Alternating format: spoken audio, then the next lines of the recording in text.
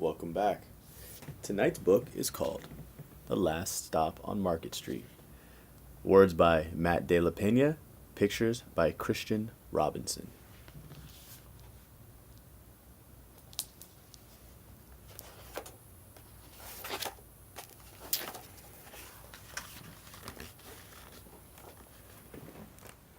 Okay. CJ pushed through the church doors, skipped down the steps. The outside air smelled like freedom, but it also smelled like rain, which freckled CJ's shirt and dripped down his nose.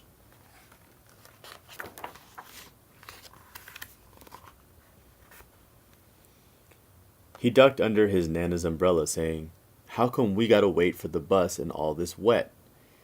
"Trees get thirsty too," his Nana told him. "Don't you see that big one drinking through a straw?" CJ looked for a long time, but never saw a straw.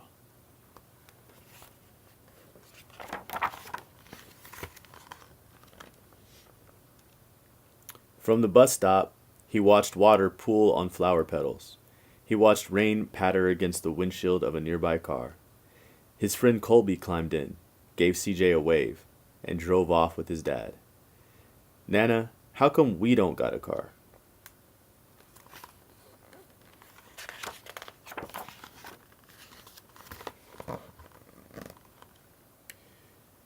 The bus creaked to a stop in front of them. It sighed and sagged, and the doors swung open.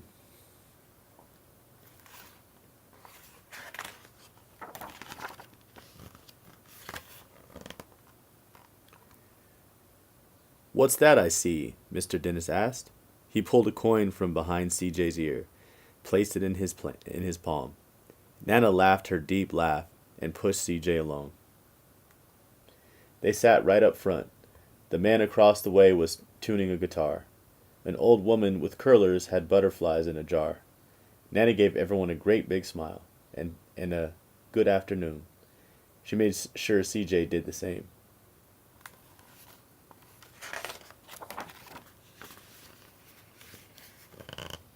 The bus lurched forward and stopped, lurched forward and stopped. Nana hummed as she knit. "How come we always gotta go here after church?" CJ said. "Miguel and Kobe never have to go anywhere." "I feel sorry for those boys," she told him. "They'll never get a chance to meet Bobo and the Sunglass Man.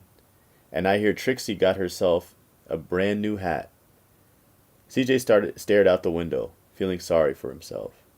He watched cars zip by on either side, watched a group of boys hop curbs on bikes.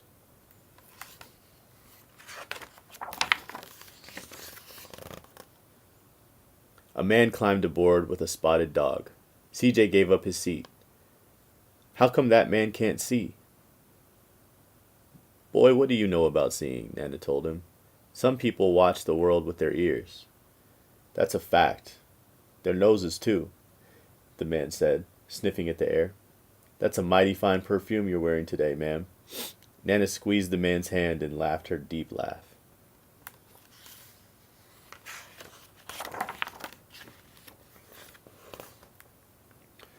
Two older boys got on next. CJ watched as they moved on by and stood in the back. "Sure wish I had one of those," he said. Nana set down her knitting. "What for?" "You got the real live thing sitting across from you. Why don't you ask the man if he'll play us a song?"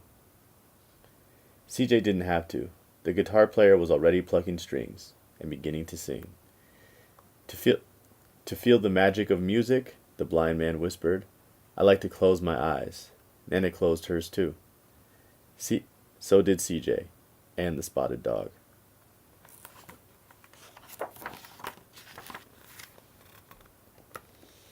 And in the darkness, the rhythm lifted CJ out of the bus, out of the busy city.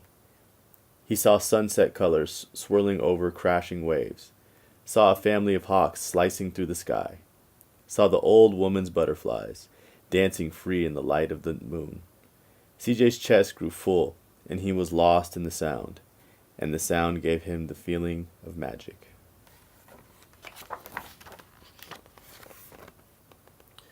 The song ended and CJ opened his eyes. Everyone on the bus clapped, even the boys in back. Nana glanced at the coin in CJ's palm. CJ dropped it in the man's hat. Last stop on Market Street, Mr. Dennis called.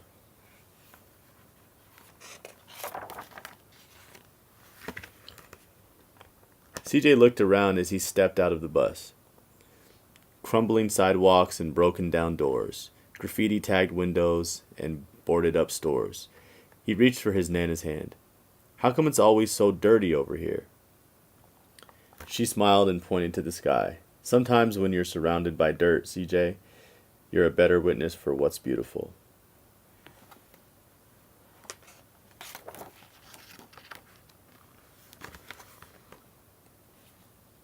CJ saw the perfect rainbow arching over their soup kitchen. He wondered how his Nana always found beautiful wherever he never even thought to look. He looked all around them again, at the bus rounding the corner out of sight, and the broken street lamps still lit up bright, and the stray cat shadows moving across the wall.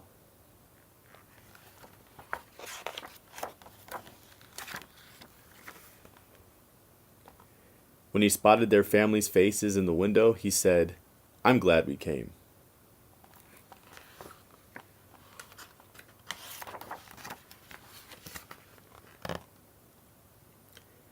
He thought his Nana might laugh, her deep laugh, but she didn't. She patted him on the head and told him, "Me too, CJ. Now come on."